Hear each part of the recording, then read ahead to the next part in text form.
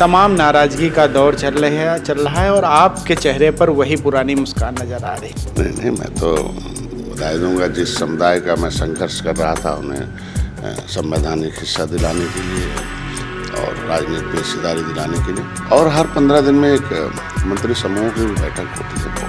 70 साल में पहली बार है, सबने वोट लिया, वोट बैंक समझकर इनके साथ धोखेबाजी की। लेकिन अधिकारियों से कुछ मतभेद हो रहा है, तो आपके विभाग में कुछ क्या अधिकारी हैं इस तरह के? ये उपेक्षित समुदाय था पिछली सरकारों के द्वारा, लेकिन आज 100 दिन के अंदर हमें जन जन तक पहुंचाने में हमारे अधिकारियों ने मदद की, कर्मचारियों ने। आपका एक बयान आया था कि कुछ अधिकारी हाथी कमल या पंजे वाले हैं और अब भाजपा में। पिछली सरकार लंबे समय तक तो कांग्रेस सपा बसपा रही है और उनके समय के जो कुछ अधिकारी एक दो हैं।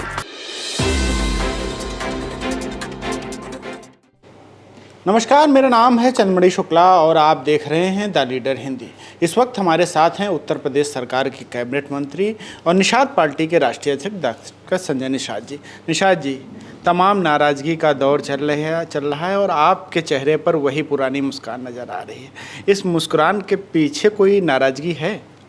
नहीं नहीं, मैं तो बधाई दूंगा जिस समुदाय का मैं संघर्ष कर रहा था उन्हें संवैधानिक हिस्सा दिलाने के लिए और राजनीति में हिस्सेदारी दिलाने के लिए। उस समुदाय का सेवा करने का अवसर माननीय योगी आदित्यनाथ, माननीय मोदी जी, अमित शाह जी, नड्डा साहब ने दिया, धर्मेंद्र प्रधान जी ने। मैं उन्हें बधाई देता हूँ। उन्होंने एक ऐसी व्यवस्था दी कि हर हफ्ते एक कैबिनेट की बैठक होती है जिसमें हमें अवसर मिलता है कि कैबिनेट में पास करने के लिए पत्रावलियों को, और हर 15 दिन में एक मंत्री समूह की भी बैठक होती है उसी में, और उनकी समस्याओं के समाधान के लिए बातचीत होती है, चर्चा परिचर्चा।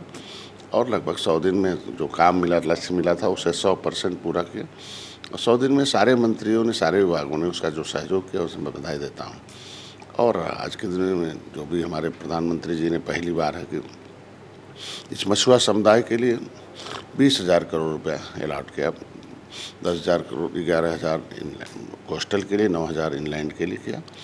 और प्रधानमंत्री मत्स्य संपदा योजना में हम लगभग 250 करोड़ रुपये इन्हें अनुदान देंगे। हमारा विभाग ज्ञान और अनुदान देता 70 साल में पहली बार है, सबने वोट लिया, वोट बैंक समझकर इनके साथ धोखेबाजी की, लेकिन पहली बार इन्हें दिया। उत्तर प्रदेश में भी मुख्यमंत्री ने मत्स्य संपदा योजना, मुख्यमंत्री मत्स्य संपदा योजना, मुख्यमंत्री निषाद राज बोट योजना और निषाद मछुआ कल्याण निधि के नाम पर 25 करोड़ रुपए दे। तो ऐसे में हमें उत्तर प्रदेश को 250 करोड़ के आसपास हम अनुदान देंगे। और हर जिले में उसमें बैकयार्ड है या साइकिल, मोटरसाइकिल, पोखरे तक, मतलब उत्पादन के क्षेत्र में भी, विपणन के क्षेत्र में उसका पोर्टल चल रहा। इसलिए निश्चित रूप से जिस समुदाय के संघर्ष करो उन्हें कुछ मिलता हो तो नेता को बड़ी खुशी होती है। नहीं मंत्री जी, एक तो जो आपने जैसे खूबियाँ गिनाई है अपने विभाग की, जो आपने काम किए 100 दिन के अंदर, इसके साथ ही में जैसे आजकल चल रहा है कि लोग मुख्यमंत्री की तो तारीफ़ कर रहे हैं, प्रधानमंत्री की तारीफ़ कर रहे हैं, लेकिन अधिकारियों से कुछ मतभेद हो रहा है, तो आपके विभाग में कुछ क्या अधिकारी हैं इस तरह के? नहीं, ऐसा नहीं है। हमारे यहाँ तो आप देखे होंगे कि आपके अधिकारी उपेक्षित समुदाय था पिछली सरकारों के द्वारा, लेकिन आज 100 दिन के अंदर हमें जन जन तक पहुंचाने में हमारे अधिकारियों ने मदद की, कर्मचारियों ने। आधे कर्मचारी, आधे अधिकारी हैं। और आज भी देखिए एक मंडी बन रही है चंदौली में, उसे रात दिन एक करके अभी 18 को लेटर आया था दिल्ली से कि हम केंद्रांश वापस हो जाएगा अगर आप 20 को नहीं जमा करते 20 तक। तो राज्यांश हमारे यहाँ अनुदान 83 नहीं था, लेकिन हम दूसरे विभाग से लेने में, पत्रावली तैयार करने में टाइम लगता, रात दिन करके। एक तो अधिकारियों की वजह से पूरे इस व्यवस्था को हम लोग कटघरे में नहीं खड़ा कर सकते हैं। व्यवस्था ठीक चल रही, सरकार ठीक चल रही। मैं बहुत पहले भी कहा, एक दो जो अधिकारी होते हैं वो पिछली सरकारों से स्वप्रेरित होते हैं उनकी नीतियों से, और वो निश्चित रूप से उनकी गलतियों की वजह से कभी कभी सरकार को किरकिरी करनी पड़ती है। ऐसे अधिकारी निश्चित रूप से कभी न कभी उनके चरित्र सामने आ ही जाते हैं, और मैं धन्यवाद दूंगा मुख्यमंत्री को कि उनके खिलाफ जांच करते हैं, दोषी पाए जाने पर उनके प्रभावी कदम उठाते हैं, भले कितना रसूखदार हो। लेकिन हमारे यहाँ ऐसा कुछ नहीं था।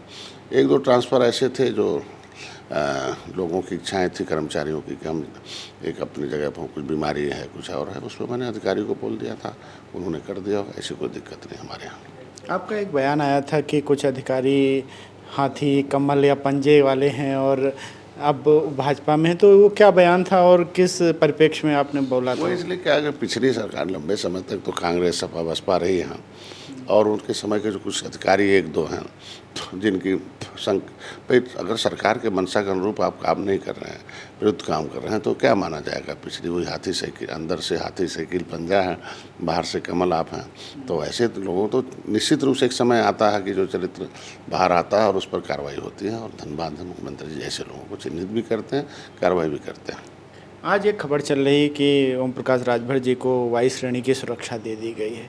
उसको आपसे भी रिलेट किया जा रहा है कि आप विधानसभा में संतुष्ट हो गए, अब वो लोकसभा की तैयारी करेंगे और केंद्रीय मंत्रिमंडल में जाएंगे। तो इसे किस नज़रिए से देख? नहीं, ऐसा नहीं है। समय जब बदलते परिवेश में, बदलती परिस्थितियों के अनुसार किसी भी नेता को जवाबदेही देनी पड़ती है अपने कार्यकर्ताओं को, अपने समाज को।